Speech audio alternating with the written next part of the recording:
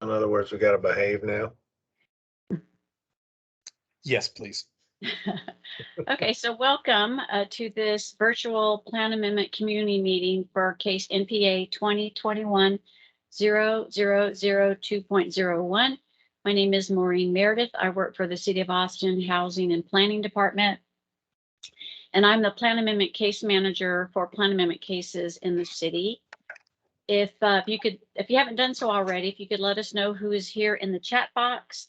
If you're associated with an organization, please include that. I will use this as the meeting sign-in sheet. Also, please mute your microphone if you're joining by phone, and also if you are participating online. You could also turn off your video because it helps save bandwidth. And as you know earlier, this meeting is being recorded.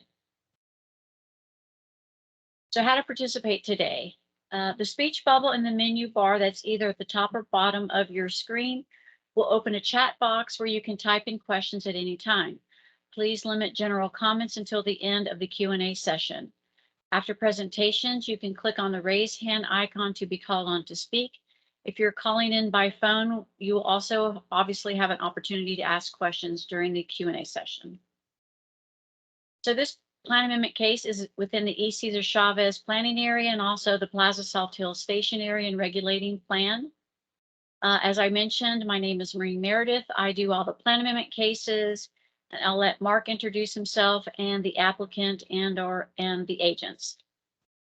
Good evening. I'm Mark Walters, a principal planner with Housing and Planning Department, and I'll be moderating tonight's discussions. Good evening, I'm Amanda Morrow, and I'm with Armbrust & Brown, and I'm here on behalf of Stream, the applicant. I'm Richard Suttle. I'm with Armbrust & Brown, and I'm Amanda's wingman.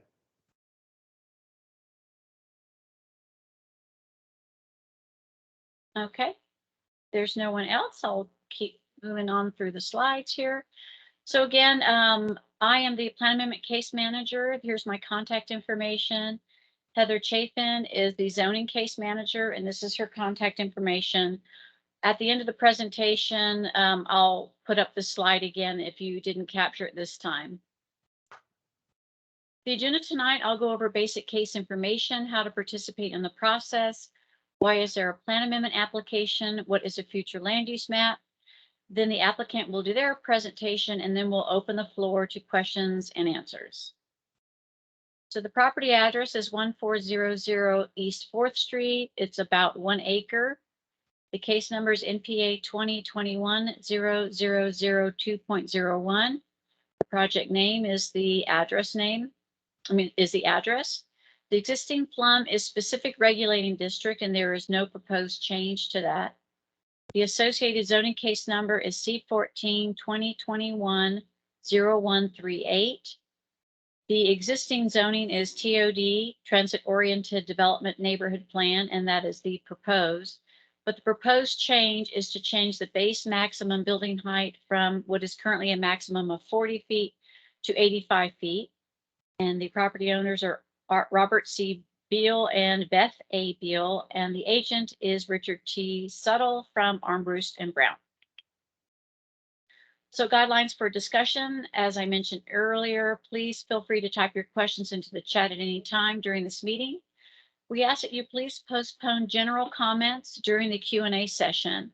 And after staff and applicant presentations, if you would like to speak, please raise your hand by clicking on the hand symbol on the menu bar. Telephone participants will be able to speak during the Q&A session as well. After we go through some of the chat questions, we'll start asking in telephone participants if they have any questions, and we'll just go down the line by telephone number. Attendees will be muted upon arrival and through the staff and applicant presentations. Then staff will open the floor to answers to questions in the chat or by attendees raising their hands. Similar questions may be grouped and answered together. Again, we ask if you can mute your microphone if you're not speaking for the sake of sound quality and clarity of conversation. And also, if you find you're having connection issues, to please turn off your video until called on to ask your question. If you have questions after this meeting, they will be answered and made available by request within 5 business days and posted on the website, speakupaustin.org www.city.gov/NPA. And this is also the website where the recorded meeting will be posted. You can email or call me or Heather at any time with any questions or comments you have. If you provide written comments that you would like added to staff case reports, we ask that you do that sooner rather than later because we don't know at this time when the cases will be scheduled for Planning Commission, City Council. If you live within 500 feet, you will get a notice in the mail when it is scheduled for Planning Commission, City Council.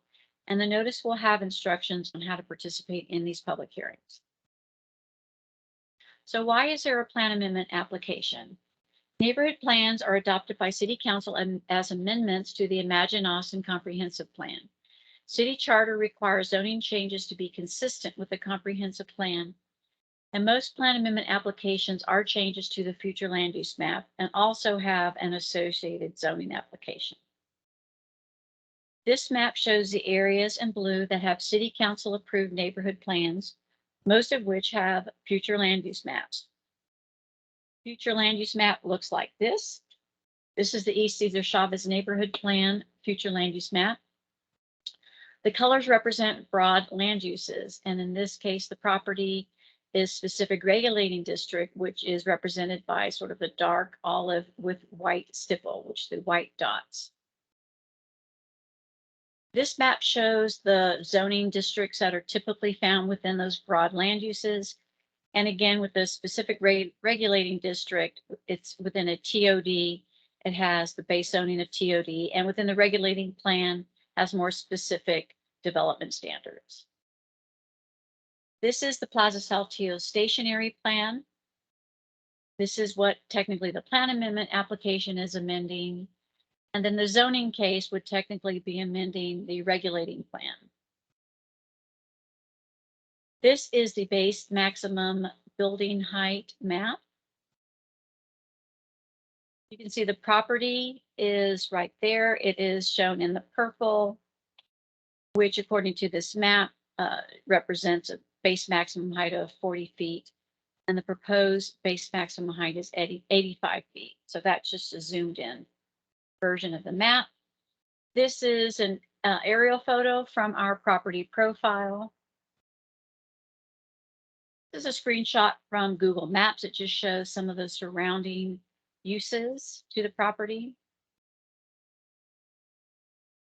This is a Google Maps screenshot of the property and a view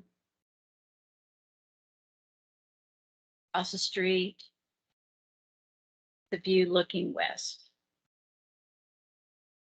This is a close-up of the future land use map. You can see the green with white dots representing the specific regulating district land use. This is a zoning map. And this is the property in relation to the Plaza Saltillo Activity Center. And you can see to the north is an activity corridor. That is 7th Street. This map shows some of the surrounding public transit. That ends my presentation. I'll stop sharing my screen.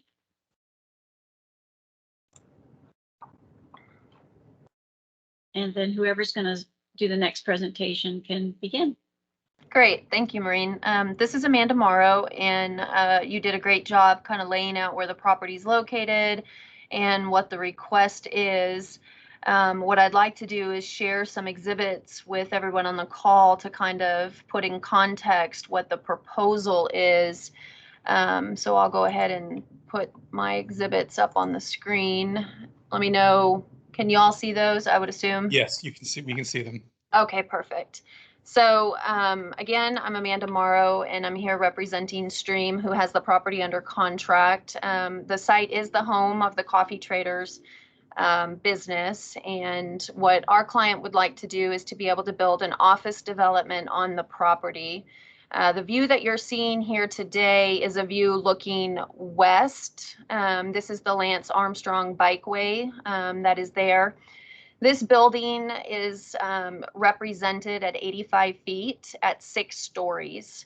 What you have along Navasotto here, you have a nice pedestrian activity way here Very inviting atmosphere. This is what they're proposing as a preliminary concept of what they would like to construct should they get the density bonus.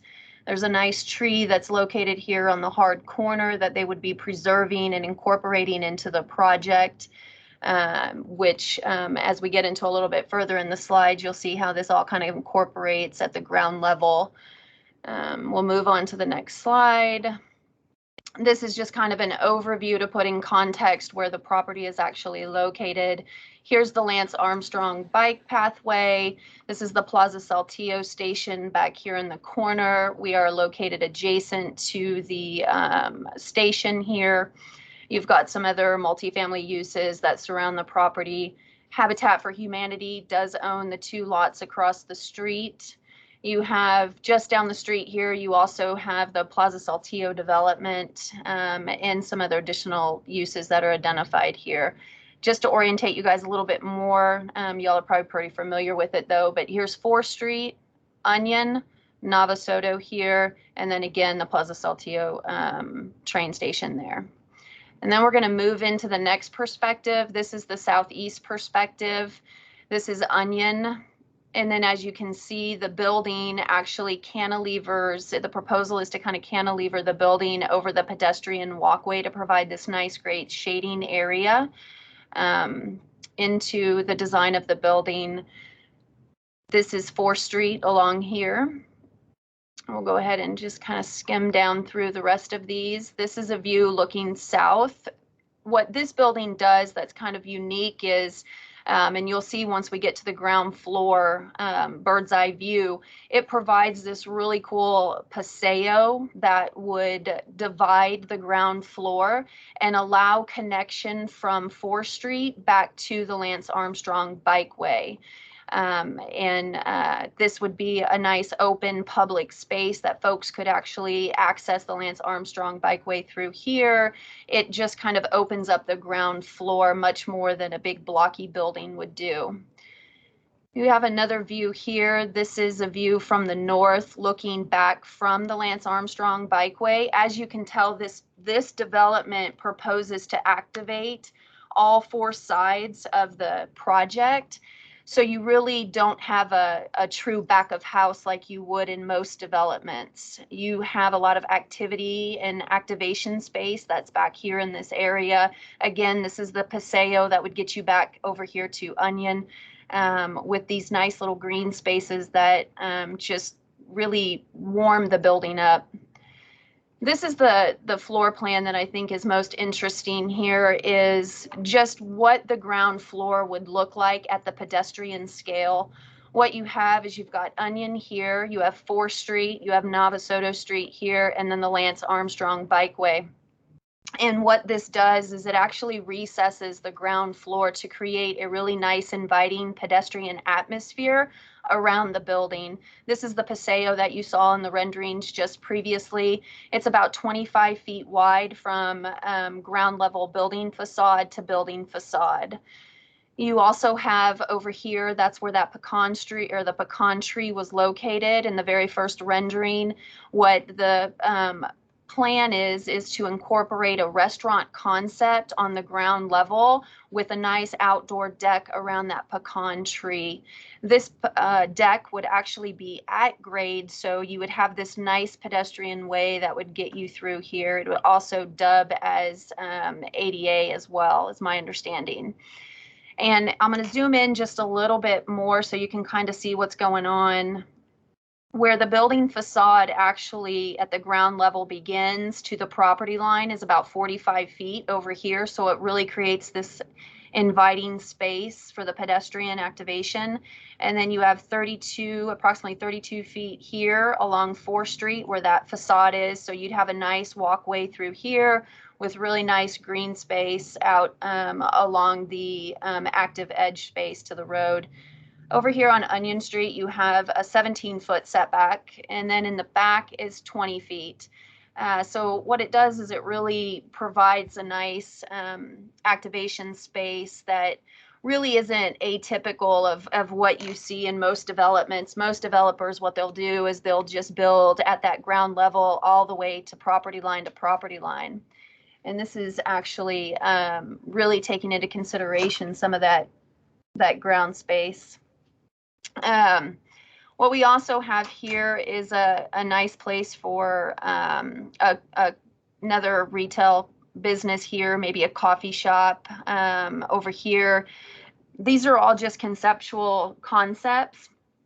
And so there's also a place back in here next to the Lance Armstrong Bikeway where there might be a bike shop, bike storage. Again, these are concepts that, you know, with the right tenant, this is what they would really like to see here. This is also office retail space down here. And then what you have is you would have loading off of Onion, which is a dead end street. So you would take that off of more of the activated streets, and you would have loading and unloading here.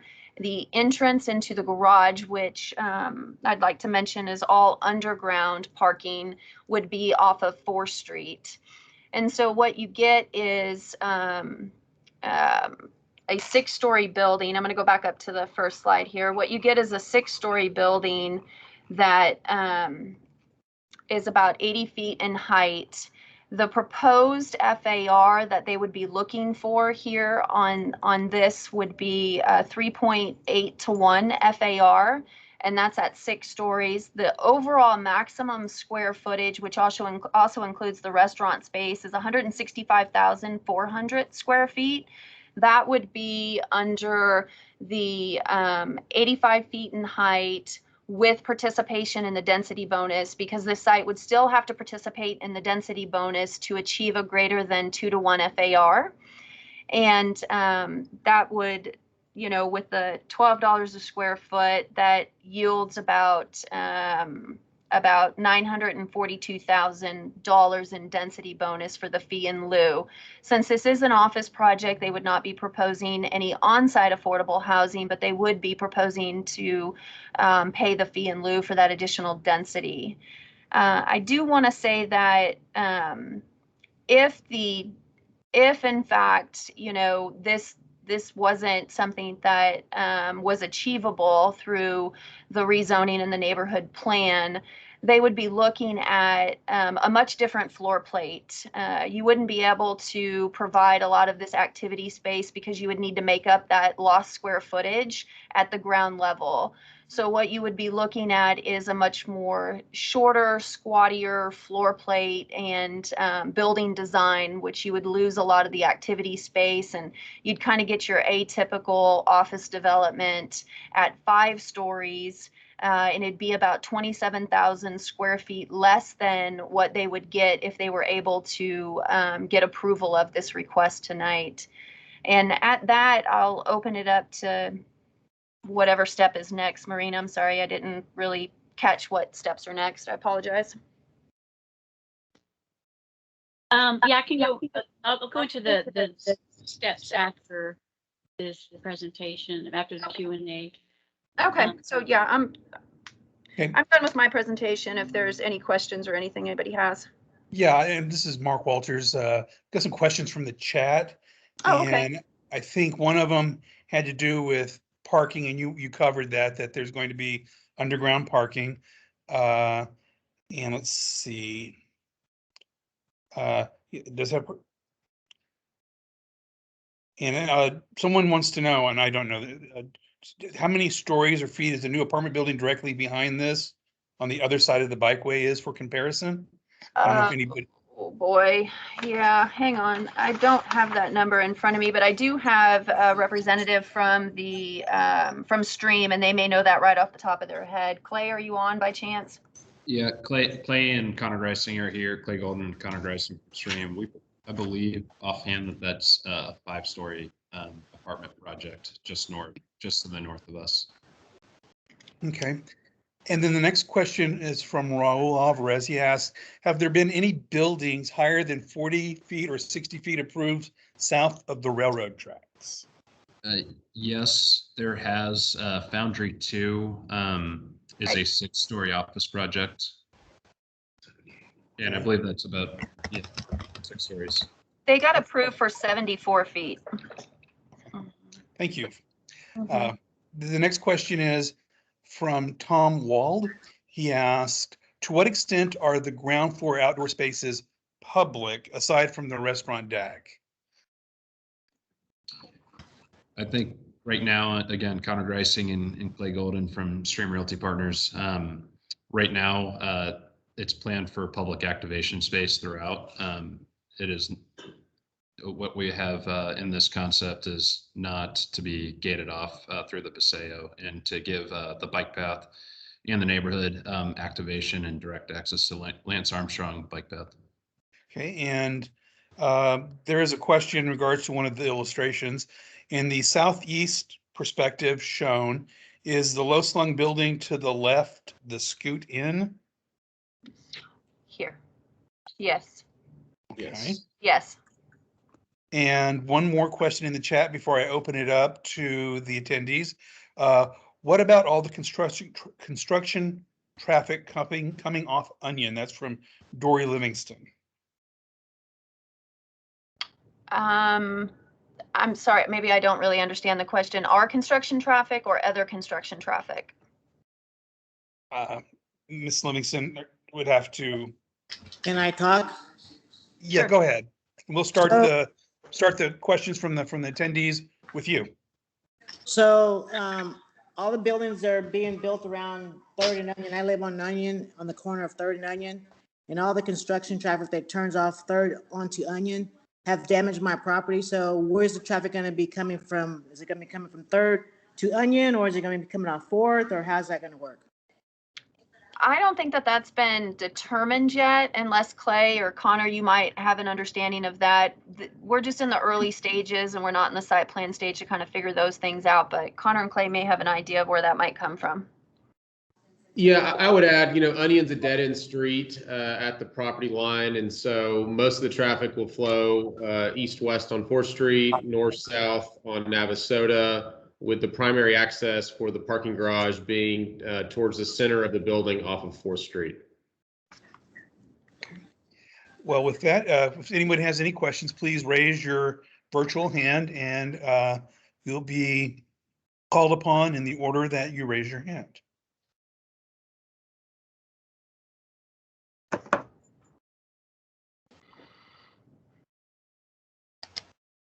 Well, while we're waiting for people to raise their hands, there's several people on the call. Well, we got a raised hand, and that's from two. Lauren, could you ask your question and go ahead? Hi, my name's Lauren, and I'm wondering if y'all might not have this information, but do you have any insight into how the lot across from 4th Street, so like to the south of this building, will be used? I think that Habitat for Humanity owns that, but we have noticed that it's sometimes used for like staging or parking for other construction projects. So we just wondered if y'all had any insight to how that will be used, or if this development is planning to use it for staging or parking for construction. So as far as I know, I mean, yes, you're right. Habitat does own the 2 lots that are over here. They did go in and get the super density bonus that's allowed over in here. I don't know what their future plans are for the property. And I think all of the site work will be made on this site unless there's something that's worked out in the future. Okay, thank you. The next person is Raul Alvarez. Would you please unmute and ask your question? Yes, I was just wondering, like, what is the base zoning exactly? Because it says neighborhood plan amendment, but then it says Plaza Saltillo Station Area Plan TOD and Plaza Saltillo Regulating Plan TOD. And I guess where in the code does it define what the restrictions are for? I mean, is this the zoning or is it a different zoning? I'm trying to figure out this change in height. How is it possible unless these zoning categories allow heights higher than 60 feet? I guess I'm not understanding how 60 feet is an option here on this site. Yeah. Maureen, do you want me to answer that, or? Either if Mark wants to help, but yeah, you could I'll- answer that, please. Yeah, I'll try to attempt. So the property is within the Plaza Saltillo stationary plan, regulating plan boundaries. It's currently zoned TOD, mixed use, which has a by right height of 40 feet with a density bonus height of 60 feet. What our request is to amend the stationary plan and the regulating plan to allow a by right height of 80 feet. It's very similar to the request. It's actually identical to the request that was proposed for the fair market just north of this site. And so what we're asking to do is just lift the by right height to allow for a building at 85 feet in height and allow the density bonus to be paid towards the Florida area ratio increase for the project. And Mark, I don't know if you want to chime in on it. No, I think you did well. Also, the reason we're having this meeting is that the code says that in the case of an amendment to a station area plan, it must go through the neighborhood plan amendment process. So that's why this meeting is being held. Is that correct, Maureen? Yes. So yeah, it's there in the stationary plan. It says any amendment to a stationary plan or a TOD that is within a neighborhood plan has to go through the plan amendment process. So that's why there's a plan amendment application in this community meeting. Okay. Yeah, I guess the only thing I'd say is obviously the further south you keep going, the closer you get to the homes. And then there's a precedent here of very, very elevated heights closer to the residential part. So that's a concern or something to think about. Thank you. The next person here, sorry, is for Kristen. If you would unmute and ask your question, and then I'll go to a question after Kristen that's in the chat. Yeah, hi. Is altering the base zoning of this location, would that set a precedent to alter the base zoning for other properties in the TOD? Well, I don't think in this case the base zoning is actually being changed because it's TOD. What's being changed is basically the height map. Amanda, is that essentially correct? Yes, And that's correct. And so in the regulating plan that sets forth the rules and regulations for development in the TOD, it has specific regulations depending on where you are in the TOD. And so you're just asking to amend the height map to allow for your greater height, and then through the density bonus, greater height in FAR. Is that? Sorry, does that set a precedent for other properties that are in the TOD then as well? For height restrictions. Sorry, I didn't mean to use the wrong term. No. I mean, this is, you use proper, you got your point across just fine. I don't know who wanted to take a shot at that one. Well, I guess I could speak up. I mean, I think I'm not sure that it sets a precedence. I think what it is there's a framework for asking for additional height by amending those base maps. So I think that's what it establishes. It establishes that pathway forward. Okay. Thank you. So the next question comes from Susan from the chat. It says this project should not be compared to fair market as it's much closer to the residential neighborhood. Doubling the building height is going too far. Allowing this base height to be increased, does it impact other parcels? And then Raul commented, yes, it sets a precedent. But Amanda, do you want to take a shot at that? Yeah, the fair market is to the north. Definitely, I would say that we are close to the Plaza Saltillo station.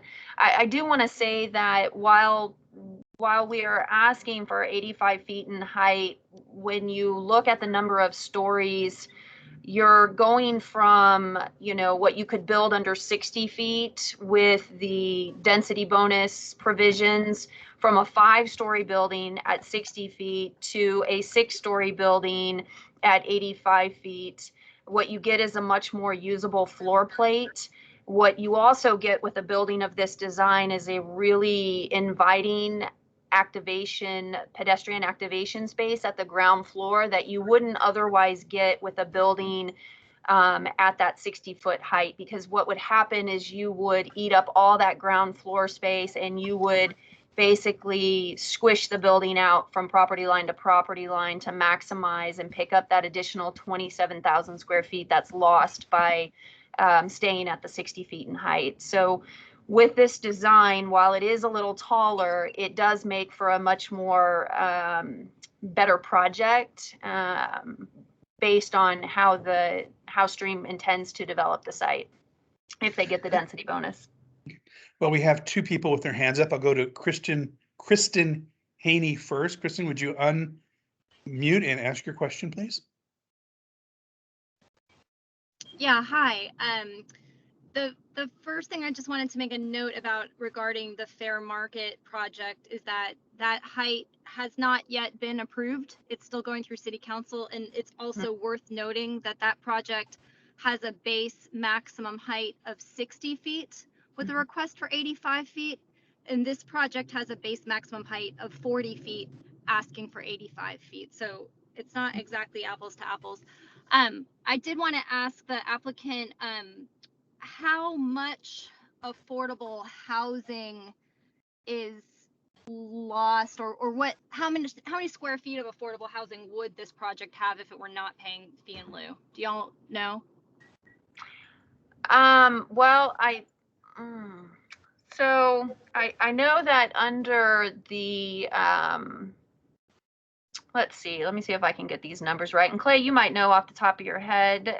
I do know that, I'm not sure that, since it's an office project, there would never be any affordable housing on site. We would seek to pay that fee in lieu. I think what you're asking is based on the square footage if that the developer were choosing.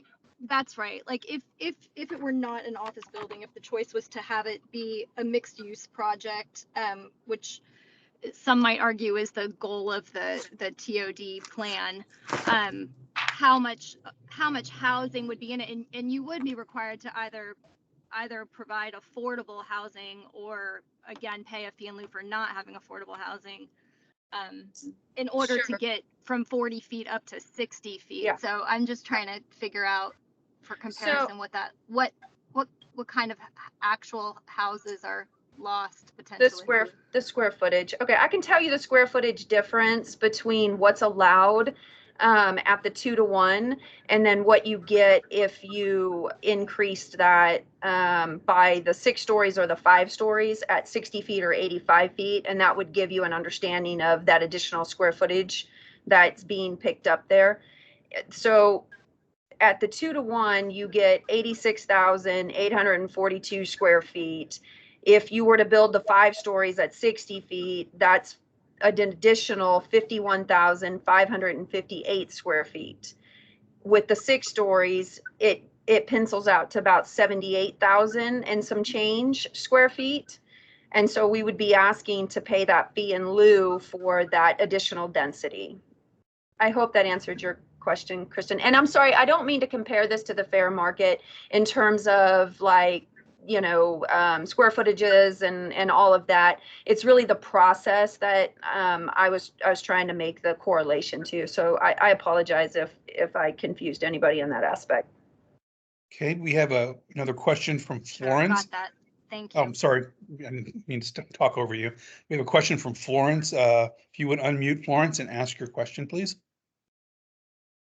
I had a question. How much consideration is given, to the surrounding residents and just the neighborhood or the vicinity in general as to the design of the building, the use of the building? You described the floor plate as more appealing. I feel like that could be subjective. Are any surveys made, or is this kind of a unilateral type of decision?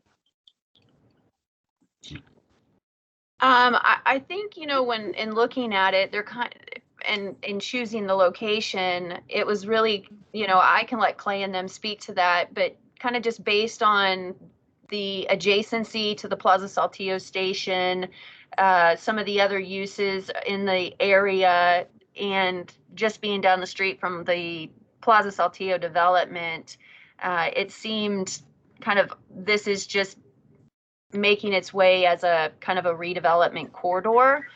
And then with the ground floor and pulling the building back, it was really trying to, you know, make more of an inviting space as opposed to, again, that big blocky building. And I know I keep going back to that, but most of the developers that I work with really just maximize as much as they can at that ground level and really have disregard to kind of what's going on around them. Well, I guess this is also with regard to the 85-foot amendment that you're asking for. I mean, couldn't they can design, like, you know, for the neighborhood within those, within the zoning restrictions, or the, you know, the way that was originally intended? Because yeah, twice the height is, like, you know, fairly, I mean, was this, how is this decision made? Like, is, you said there's some type of square foot goal, and you would have to make it up in the floor plate if you didn't get this additional 45 feet of height? Yeah, so what happens is when you're allowed to go a little bit higher here on this site, they're able to open up and provide the paseo that comes through here, pull the ground level floor back, and make these kind of inviting spaces where it really activates all four corners of the property. And that what that does is what it allows them to go up higher and put that square footage that you would normally realize at the ground level up at a higher level in the building. And so if that additional height wasn't realized, then what would happen is that height that's lost at the top floor has to get made up at the ground level. So then what you do is you start squishing this building out further. These buildings start, you actually lose the paseo in the center. The building comes closer to the right of way here in these areas. I do want to clarify that, yes, by right, we're at 40 feet. With the density bonus, we are allowed to go up to 60 feet here. So what we're asking for is really just an additional 25 feet over what the plan would allow under the existing density bonus program. Okay, so the 60 feet is allowed automatically if you achieve a certain density? That's correct. Okay, and I realized, like, this meeting was called for people who live within 500 feet of the property. How can this be canvassed to those outside of the 500 feet? And, you know, just for a community discussion, as far as this level of development along this corridor, I've been a resident since 2009 of the neighborhood, and I was, you know, made aware of the master planning, you know, for this corridor. However, I know, you know, for a long time, people have been advocating for, you know, keeping the scale down to, you know, the residential, or just, you know, for the historic and kind of appeal of the neighborhood. So it would be great to have an opportunity for a lot more people to chime in on this. Thanks. We have two questions that came out of the chat. Then we'll go to Austin, who has his hand up at first. I'll get to these in the chat. The first question is, Susan asked, why was the decision made not to include housing on this site? Because it's an office development? Yes. Typically, yeah, and Stream is an office developer. Okay. And this is another question from Susan that asked, how will the decision be made to allow the 85 feet? Could you please explain that this goes to the Planning Commission and the City Council? And then she states that the neighborhood has to work hard to oppose this action.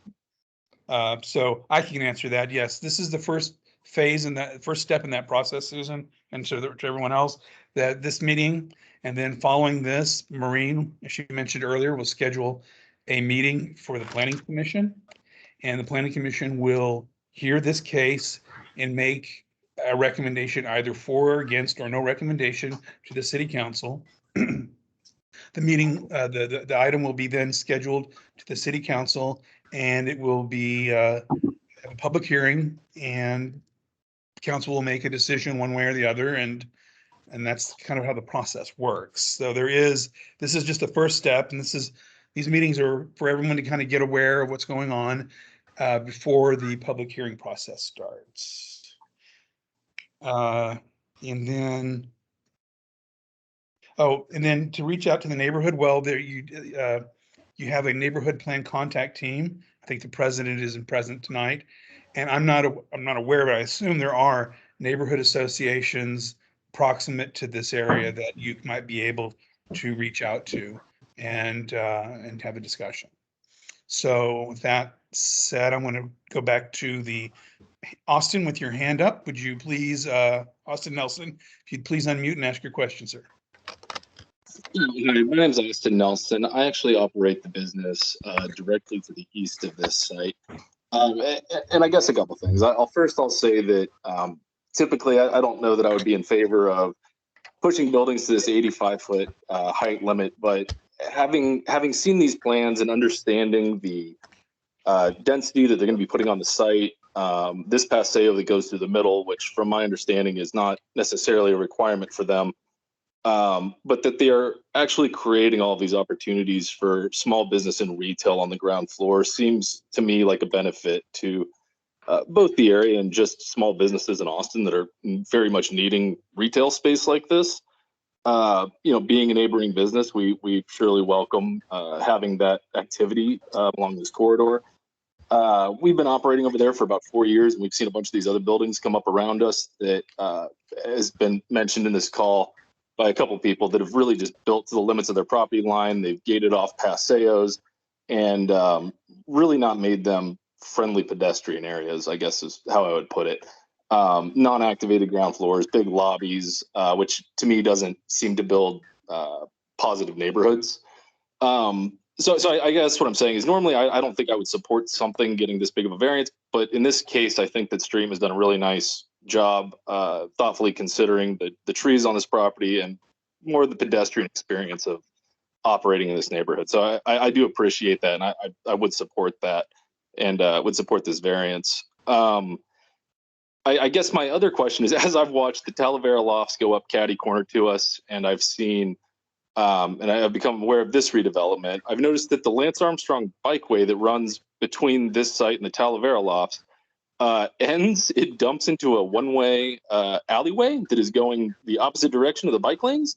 And I was curious if the developer had any plans on how to resolve this, or how the city is going to help address how that bike lane just dumps into a one-way street going the opposite direction.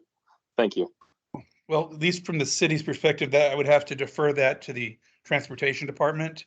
That's their purview. So, and no one is present as far as I'm aware from Austin Transportation. I don't know if Amanda, you or the engineers or the people from who you're representing could answer that question. Well, I do know that there'll be traffic mitigation that will be required with this project, and there'll be identified improvements in the area that ATD, Austin Transportation Department, will identify through the site plan process. So that very well might be one that the Austin Transportation Department identifies as an offsite improvement that they would like this project to contribute towards, or either fund or actually improve. And it will all depend on whether or not it's within the right of way, or if it's on someone's, kind of the situation of the land in which it would be constructed on. So yes, to answer your question, there may be an option, but we don't know until we get into the site plan stage.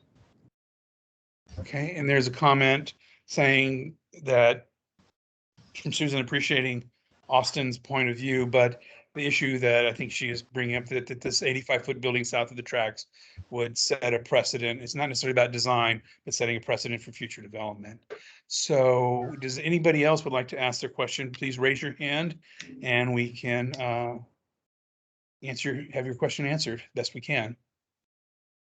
Mark, Maureen here. Do you want to, if no questions come up I was- immediately, go to telephone? I was going to do that right now. So we have 3 people on the phone, and I'm just going to call out the last 4 digits of your phone number.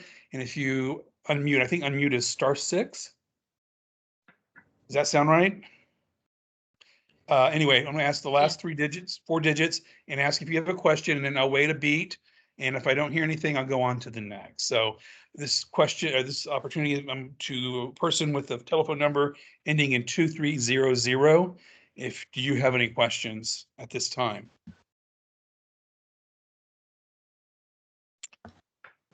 Okay, then I'm going to go on to the next telephone with the last 4 digits of 0300.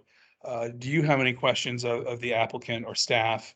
And if you can unmute if you have a question. Again, I'll wait a beat, and if you don't unmute, I'll assume that you don't have a question. Okay, the third telephone, the last 4 digits are 3461. If you have a question, please unmute, and again, I'll wait a little bit, and then I'll call out, then I'll go check the chat to see if there's any questions there. Okay, I'm waiting to see if any of these folks unmuted. This is a question from Tom Wald from the Red Line Parkway Initiative. Regarding the bikeway and walkway routing, the city will be adding markings and signs to clarify the 2-way traffic in the alleyway between Onion and Concho. Further improvements will hopefully come in the further future, Tom Wald.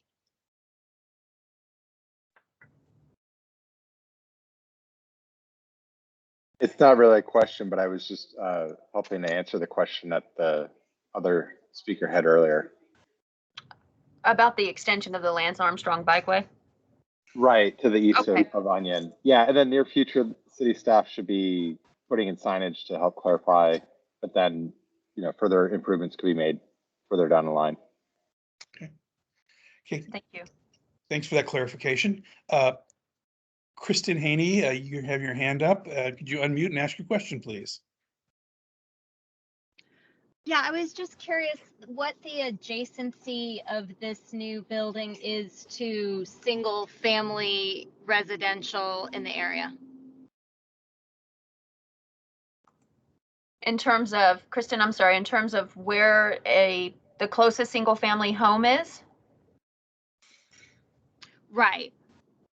So I did a drive-by and we looked, there is a single family home here next to the tattoo parlor. There is a single family home right here. I'm sorry, I'm in my car, so I can't see the map, but I'm assuming you're Oh, showing I'm it to everybody sorry. else. And, It is, yeah. So, but across the street in Cata Corner? Yes, that is correct, ma'am. Yes, heading west. From my memory, yeah. Yep, just south of 4th Street. Okay. Got it. And to be clear, those are 1-story homes, yes? Yes, that is a 1-story home. Thank you. Okay, and then Lauren has a question in the chat. Is there an estimate when construction, should the case be approved, is there an estimate when the construction began and how long do you estimate it will last? We'd have to get a site development permit approved before construction could commence. And the site development process through the city of Austin typically takes anywhere from 9 to 12 months for approval. And then construction could start thereafter. Clay or Connor may have a better understanding of the construction schedule timeline after we get site development permit approval, should this get approved. Hi, Amanda. Clay Golden here. Approximately 18 months after we start construction.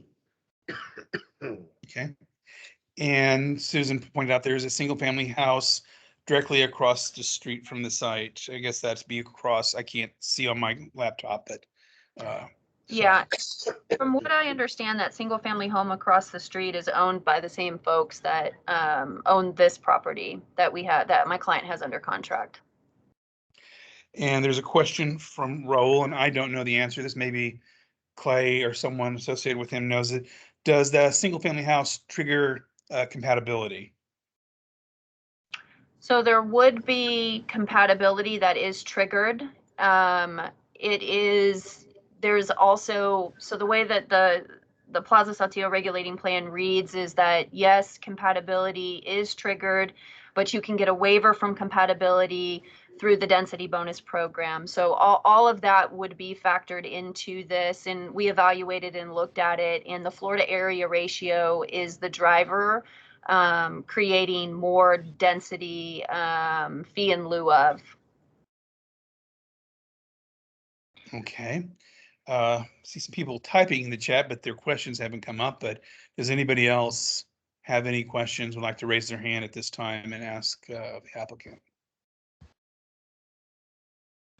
No, I'll go back into the chat. It says from Susan, compatibility should not be waived. FAR is indeed the driver, but it's still not a benefit to the neighborhood. So that's more of a comment than a question. Nobody's raised their hand, and there's someone typing. So, okay, here in the chat from Kristen L. Up top, will construction result in street closures on Navasota or Comal? Navasota has been closed for some time due to construction at 6th and Navasota. These extensive closures negatively impact connectivity for neighborhood commuters, both auto and bike. So typically during the development of a site, there are some street closures that do occur. They will stage those so not to have a negative impact. There will still be access through the neighborhood. You can't close a street off completely. They'll have to allow, access to at some degree.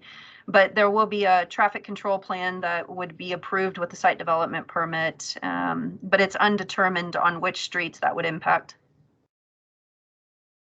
Okay.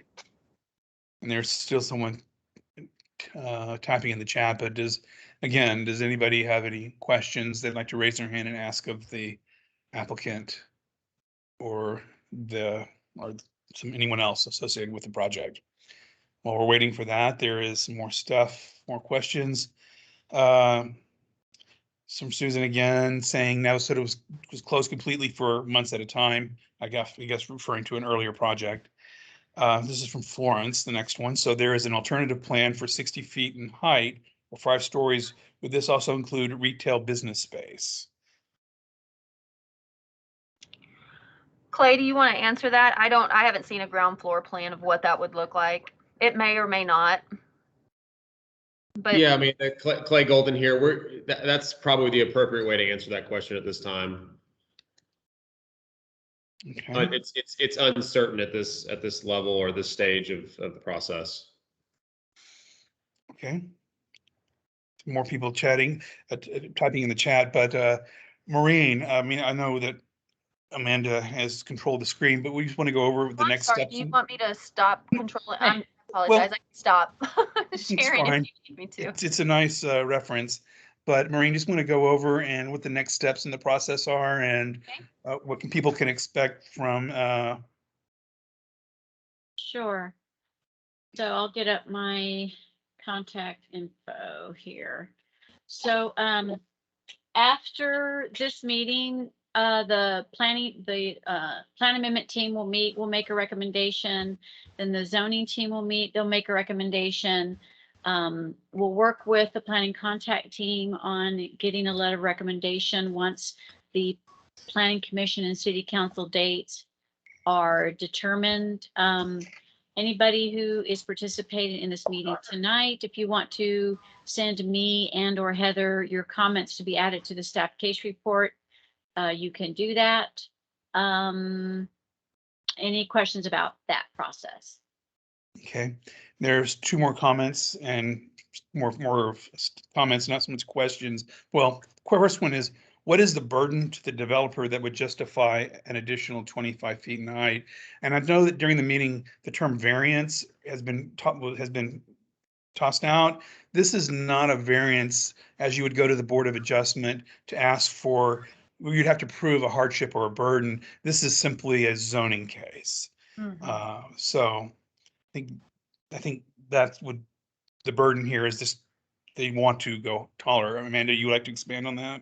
Yeah, no, I think that's a good summary of it. Yeah, we're not asking for a variance. We're just asking to change that by right height and pay for the additional FAR through the density bonus program.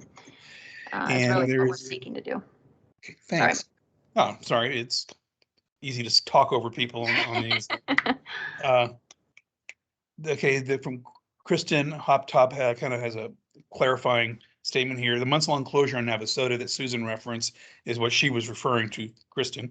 Please take neighborhood residents and commuters who use these streets into account and limit the length of any time for any closure. So there's that statement. So looks like we're kind of winding down here. I know as soon as I say this, people are going to raise their hand and ask a question, but Mark, I have a question about the process. And so I've only participated in one of these, and it was a while ago.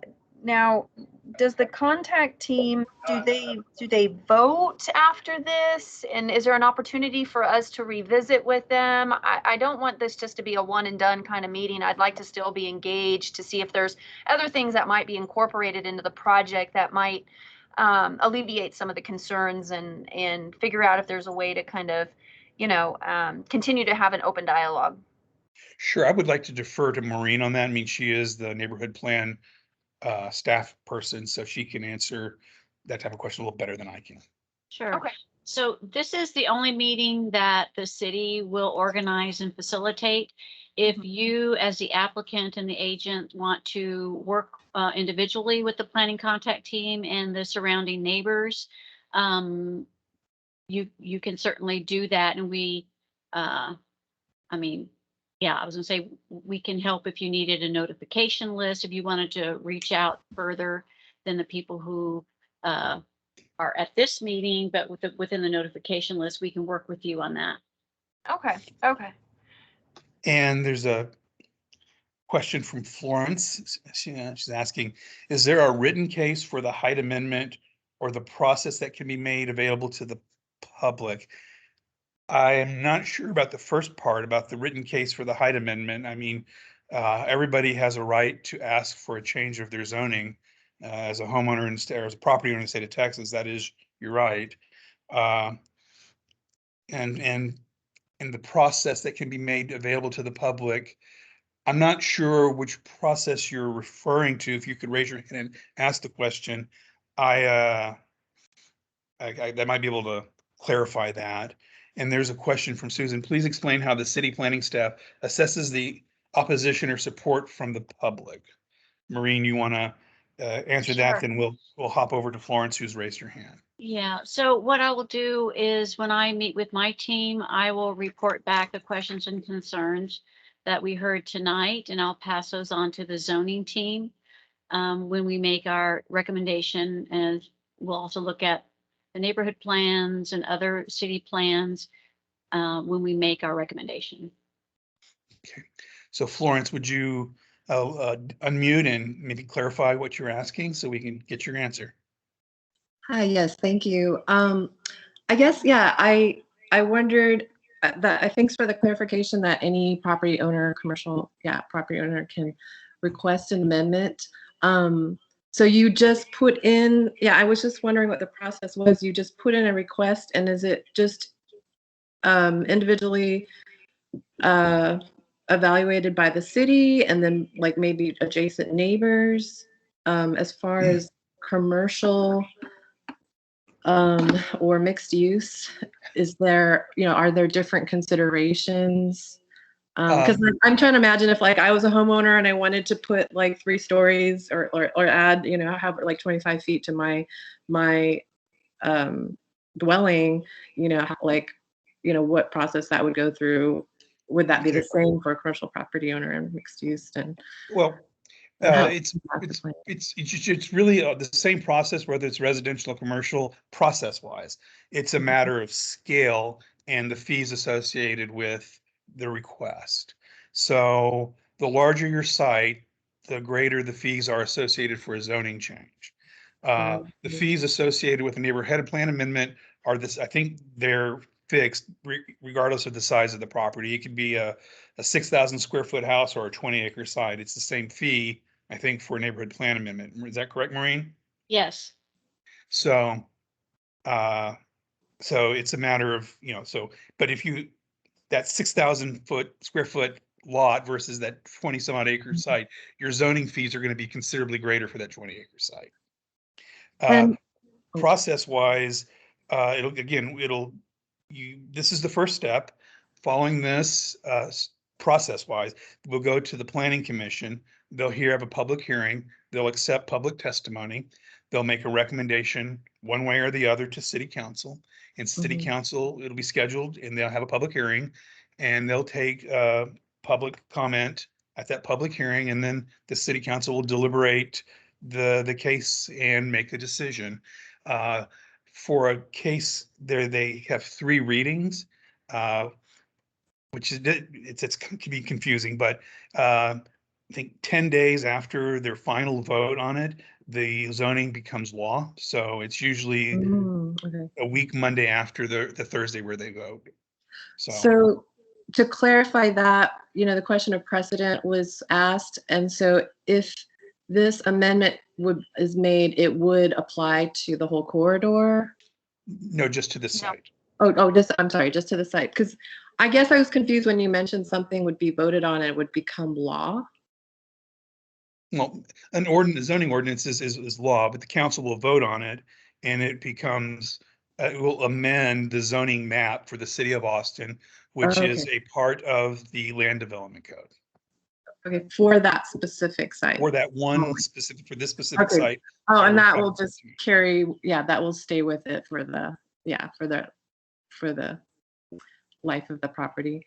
And I guess I'm trying to also understand the distinction between the height restrictions that were, or guidelines that were established and why they were set at those heights. What considerations were put into that, but I don't know if there's time for that in this discussion. Well, we still have 23 minutes on this meeting, so the decisions regarding this plan, I think, were made in the mid-aughts, mid-2000s is when the plan was made, and I think the zoning established soon thereafter, maybe. So I was with the city then, but I was not associated with the process that developed this. So I can't answer that, and I don't know if Maureen wasn't working on that then either.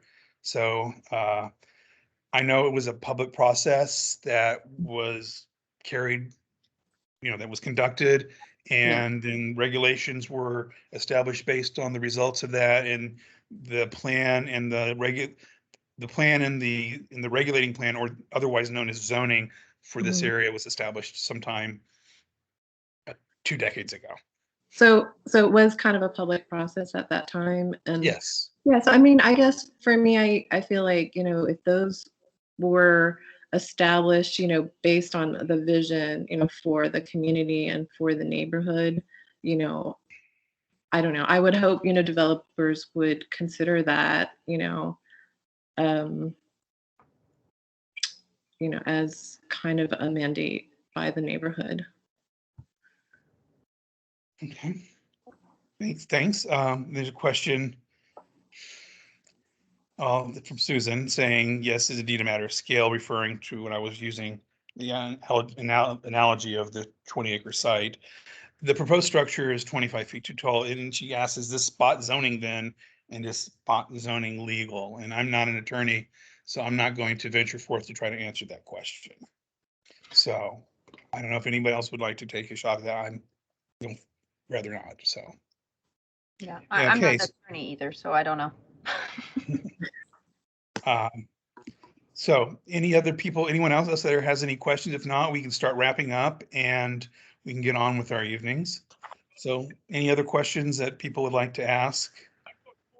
Raise your hand. If not, we can end the meeting pretty quickly. So I'll give a few seconds, wait for anybody. And if not, again, you have Maureen and Heather's contact information. If you'd like to send them any comments, either through, probably best through email. They can be reached at their email addresses here on the screen. And if not, Amanda, anything you would like to add before we end the meeting? Yeah, I just want to the neighborhood, just offer that I'm here and I would like to continue to have dialogue with you guys. I don't know who the best person, I don't know if that's Kristen or Susan, who might be the best person to continue to stay in contact with, to hopefully just kind of continue to work through this process and see if we can't create something that actually would be beneficial for the neighborhood and actually realize the project that I presented tonight. Thank you, Amanda. Maureen, anything else you'd like to add before we call the meeting? No, but I will go ahead and try to post this recorded meeting before I clock out this evening. So it'll be, this meeting, recorded meeting will be posted this evening, and I am off tomorrow. So if you have any questions that you send me tomorrow, I won't be able to respond until Monday. Okay, and there's in the chat before we sign off, Kristen Haney and Kristen Hotop are officers with the East Cesar Chavez Neighborhood Plan Contact Team, and I don't know how widely available your contact information is, the Kristen's. So, and if you missed this, and again, she also asked, is there a date set for the Planning Commission yet? And the answer is not yet. So, if I don't know if the East Cesar Chavez contact team has a web presence or that. I can find that, Mark, on the, Okay. yeah, I'll get that information. And I know I have Kristen's contact information, so Okay. I'll just stay in touch with her and then she seems to be she seems to be the right person, so. This was directed more at the folks on the call who may not be a member of that, so they can reach out and engage their neighbors through that. And they do have a website. It's eastcesarchavez.org. And so you can reach out to them at that website. And someone else is typing, and once this is finished, we can end the meeting and see about dinner, I guess. So, well, okay.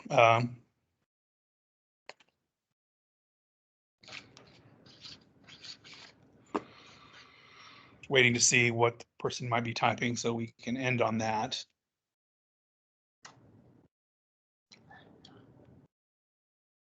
Okay, contact information is available at the eastcesarchavez.org website. Neighbors and stakeholders are invited to attend our meetings. We meet at 6 p.m. on the third Wednesday of every month. Meeting agenda is posted on our website 72 hours in advance of each meeting. We'll be discussing this case in the month's meetings to come. So with that, you know how to, people who are interested, who want to come reach out to the neighborhood organization, you have that contact information. And I'd like to end it on that. And thank you for sharing part of your evening with us to learn about this case. And I wish you all have a pleasant evening. Good night. Good night, everyone. Thank you. Good night. Bye-bye. Bye. And now I'll be ending the recording.